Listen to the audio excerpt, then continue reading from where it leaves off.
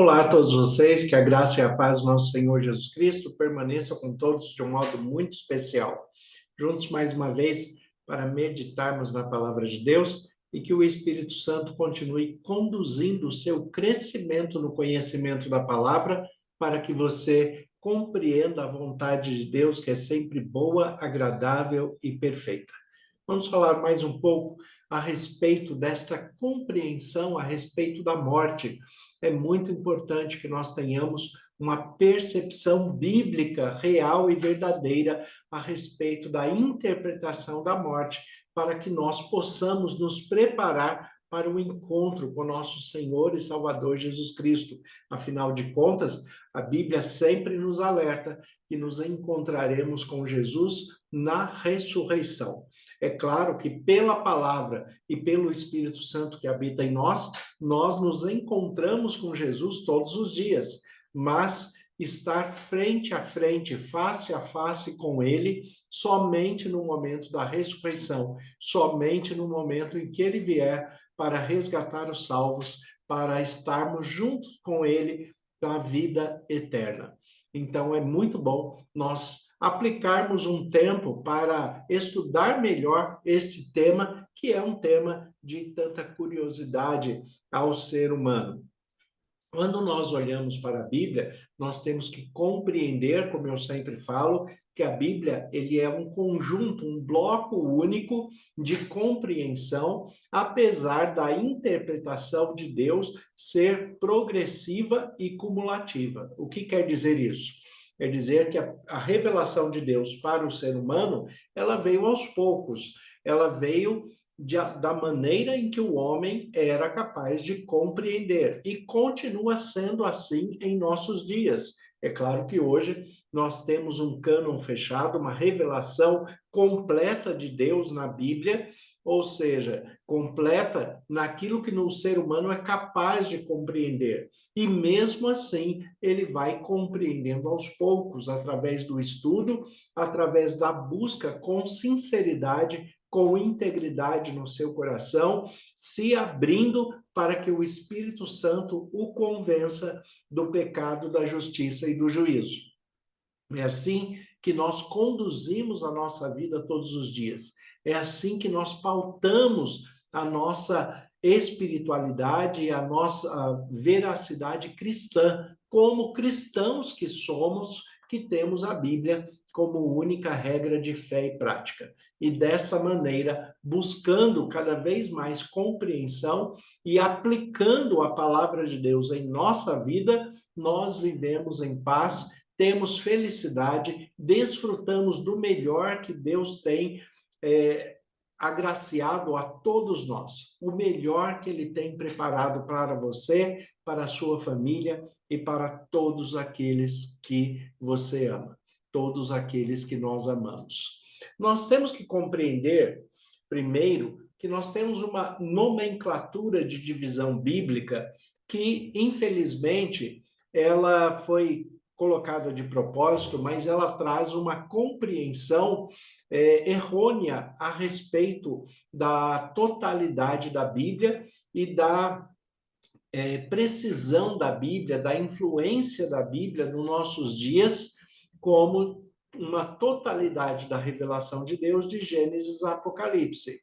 Quando a Bíblia foi classificada como Antigo Testamento e Novo Testamento, então essas nomenclaturas trazem a impressão de que o novo substituiu o antigo. O novo dá uma validade para aquilo que antigamente era diferente. A compreensão do novo passa a ser diferente do Antigo Testamento. E isto é um erro enorme, é um grande erro de interpretação e de compreensão bíblica. Na verdade, não há Novo e Antigo Testamento. Há testamento completo, o testamento de Deus, dentro de um evangelho eterno que vai de Gênesis até Apocalipse. O evangelho eterno de Deus, que é imutável, assim como é imutável o próprio Deus e o seu caráter. É desta maneira que nós temos que olhar para a Bíblia. Então, qual é a diferença que nós temos do chamado Antigo Testamento para o Novo Testamento? Eu classificaria de uma forma diferente. Eu preferiria classificar essa divisão bíblica como o testamento da promessa feita e o testamento da promessa cumprida. Porque, na verdade, nós tratamos exatamente disso.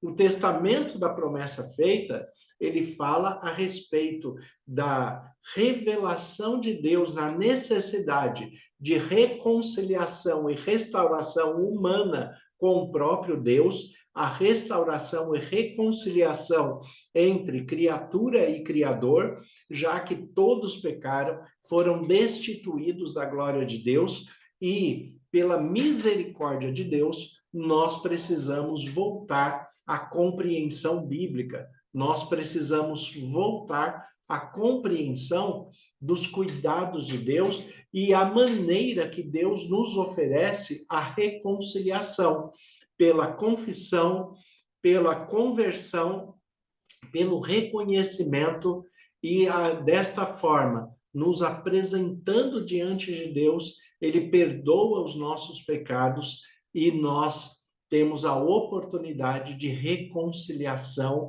com ele para a vida eterna.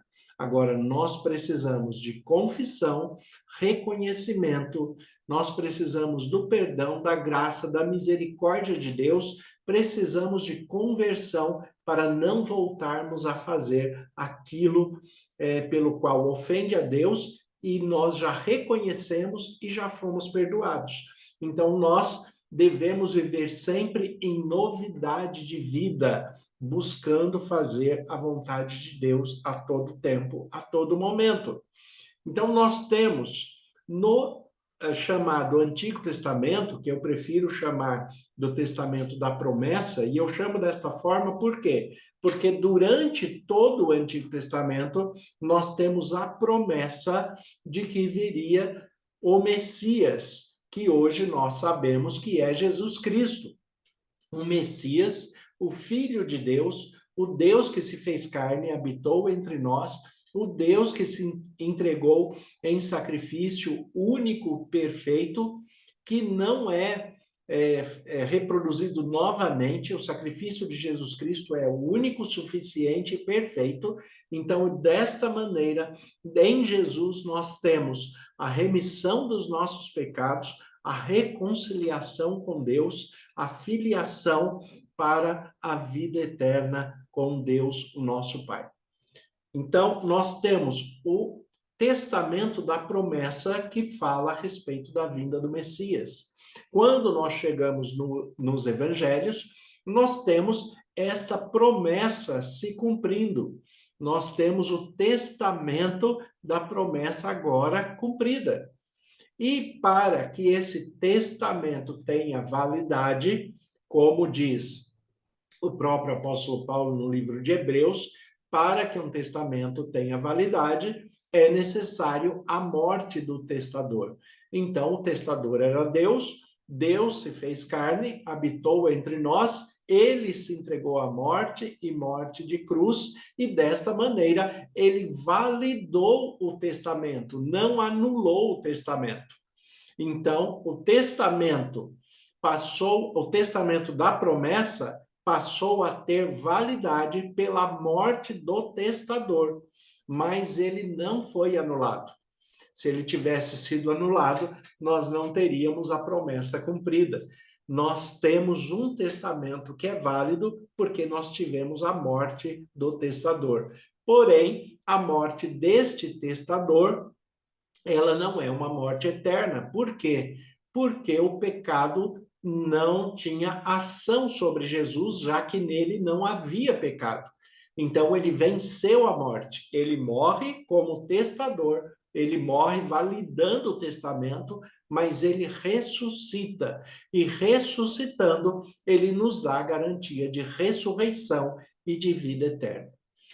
Daí para frente, nós temos agora o testamento que era da promessa validado pelo testador, nós temos esse testamento válido se cumprindo em nossos dias. Então, nós temos aquilo que foi classificado, e eu já disse que eu não concordo com esse termo, não gosto muito desse termo. Nós temos agora o Novo Testamento, mas o Novo Testamento nada mais é do que o testamento anterior, que foi validado pelo testador pela sua morte, e o testador ressuscitando deu continuidade a esse testamento. Então, nós temos agora o testamento da promessa cumprida em Jesus Cristo, da promessa que foi firmada em Jesus Cristo. Quando Jesus na cruz, ele fala, está consumado, o que ele está falando? Que tudo aquilo que foi dito a respeito dele, tudo aquilo que foi profetizado a respeito dele, ele realizou. Ele realizou todas as profecias. Ele cumpriu tudo o que estava determinado para ele. Ele venceu a morte para que pela sua vitória, pela sua ressurreição, nós também tenhamos a vitória na ressurreição quando ele voltar. Até lá, como fica o nosso processo? O nosso processo, ele fica que nós passamos pela vida aprendendo, crescendo, buscando conhecimento, reproduzindo em nossa vida a palavra de Deus em Cristo Jesus e levando ao conhecimento daqueles que ainda estão distantes de Deus a oportunidade de restauração, de reconciliação e também de perdão dos seus pecados e de ressurreição para a vida eterna na volta de Jesus. Mas até que isto aconteça, todos aqueles que entraram num processo de morte vão estar aguardando a chegada de Jesus para a ressurreição. Desta maneira, nós temos alguns textos na Bíblia, na palavra de Deus, tanto no Novo Testamento quanto no Antigo Testamento, mas que entram em coerência, em concordância, porque, afinal de contas, o testamento é o mesmo. Nós temos apenas o testamento da promessa e o testamento validado pelo testador, a promessa cumprida em Jesus Cristo. Então, nós temos, por exemplo, falando a respeito da morte, nós temos aqui o texto do Salmo, o capítulo 6 de Salmo, que fala a respeito da misericórdia de Deus, de como nós vamos nos reconciliar com Deus, como nós nos aproximamos de Deus. Ele fala a respeito da misericórdia de Deus. Então, o Salmo, no capítulo 6, ele já inicia no versículo 1 falando assim: Senhor, não me repreendas na tua ira, nem me castigues no teu furor.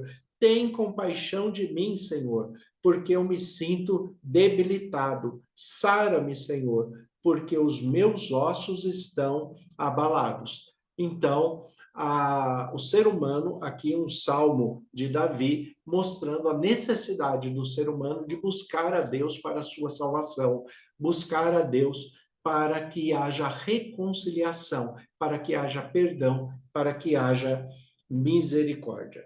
E aqui ele usa a expressão também da totalidade do ser humano. No versículo 3, ele fala: também a minha alma está profundamente perturbada, mas tu, Senhor, até quando? Então, o que ele coloca? A minha alma está profundamente perturbada. Como nós já estudamos anteriormente, o que quer dizer alma? Alma é a totalidade daquilo que nós somos. Então, Davi estava falando que, neste momento, ele estava totalmente perturbado na sua questão emocional, psicossomática, a sua estrutura pessoal, espiritual, na sua relação com Deus. De fato, ele estava totalmente vulnerável, ele estava abalado. Então ele coloca: também a minha alma está profundamente perturbada, ou seja, a situação em que eu me encontro, eu não tenho um bom equilíbrio emocional, eu não tenho equilíbrio psicológico, eu não consigo dormir direito, isso está prejudicando a minha vida, ou seja, a totalidade do ser emocional, racional, físico e espiritual estava prejudicada neste momento. E aí ele vai continuar falando no versículo 4, ele disse: volta-te, Senhor, e livra a minha alma, salva-me por tua graça, pois na morte não há recordação de ti, no sepulcro, quem é que te dará louvor? Estou cansado de tanto gemer todas as noites, faço nadar o meu leito, de minhas lágrimas o alago. Os meus olhos de mágoa se acham amortecidos e envelhecem por causa de todos os meus adversários. Então, observe que ele está mostrando o seu sentimento de angústia, o seu sentimento de pesar. Mas no versículo 5, ele destaca: pois na morte não há recordação de ti, e no sepulcro, quem te dará louvor? O que ele está falando? Se eu morrer, eu não vou poder mais louvar ao Senhor. Se eu morrer, eu não poderei ter mais a tua graça, o teu perdão. Eu não poderei estar mais diante do Senhor. Esta é a perspectiva da morte dentro da estrutura bíblica. E é assim que nós temos que compreender, da maneira que Deus nos apresenta a cada dia, a cada momento, nós temos que buscar a Bíblia, compreendendo o que Deus está se revelando a nós de um modo muito especial. No Salmo 115, também, no versículo 17, nós temos o texto nos dizendo: os mortos não louvam ao Senhor, nem os que descem à a região do silêncio. Os mortos não louvam ao Senhor. O que ele está falando? Que no espaço da morte, quando a pessoa morre, não há louvor. Por quê? Porque todos estão ali mortos, inconscientes, aguardando a ressurreição para a vida eterna. É isto que Jesus vai mostrar quando ele mostra o texto de João, capítulo 11, falando a respeito da morte de Lázaro. Quando Jesus fala com os seus discípulos, falando a respeito de que Lázaro morreu, ele usa a expressão de que Lázaro dormiu. E até os discípulos falam: ah, mas se ele dormiu, então ele está descansando, ele está salvo, com a ideia que ele tinha melhorado. Uma pessoa que está doente, de repente dormiu, é porque melhorou um pouco. Mas Jesus é bem claro ao falar que ele está falando da morte, no sentido do sono, e os discípulos é que entenderam mal. Aqui no João capítulo 11, no versículo 11 em diante, o texto diz assim: isto dizia e depois e acrescentou. Jesus dizia e acrescentou aos discípulos: Lázaro adormeceu, mas vou despertá-lo. Olha o que Jesus está falando. Lázaro adormeceu, mas eu vou despertá-lo. Lázaro morreu, mas eu vou ressuscitá-lo. É isso que Jesus está falando. Disse-lhe, pois, os discípulos: Senhor, se dorme, estará salvo. Né? Os discípulos entenderam que eles tinham melhorado um pouco, né? Por isso que estava dormindo. No versículo 13, Jesus fala claramente. No versículo 13 diz assim: Jesus, porém, falava com respeito à morte de Lázaro, mas eles supunham que tivesse falado do repouso do sono. Então Jesus lhe disse claramente: Lázaro morreu. Lázaro morreu. Jesus foi ressuscitar Lázaro. Mas no diálogo de Jesus com os discípulos, ele fala que Lázaro dormiu, assim como o apóstolo Paulo, em 1 Tessalonicenses, capítulo 4, versículo 13, vai falar acerca dos que dormem, ou seja, acerca daqueles que morreram. E aqueles que morreram, o que diz a palavra de Deus? Que na morte não há louvor, não há conhecimento de Deus, aqueles que estão mortos estão aguardando a ressurreição. Aqueles que morreram em Cristo Jesus serão ressuscitados para a vida eterna. Aqueles que não aceitaram a reconciliação com Deus em Cristo Jesus, pelo sacrifício de Cristo, serão ressuscitados para a destruição eterna. Mas, de qualquer maneira, todos serão ressuscitados ou para a salvação ou para a destruição, mas somente na volta de Jesus. Na volta de Jesus, nós teremos a ressurreição para a vida eterna.